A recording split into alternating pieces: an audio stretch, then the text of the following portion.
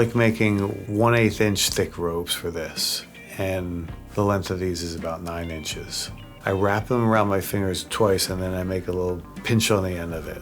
Then I hold that end. I use my other hand to roll it like a lasso. I twirl it 5 times over so it looks like a lasso. So see how I wrap them around my fingers twice, and then I make a little pinch on the end of it. Then holding that end with my other hand at the top, I roll it around my fingers 5 times, making a lasso.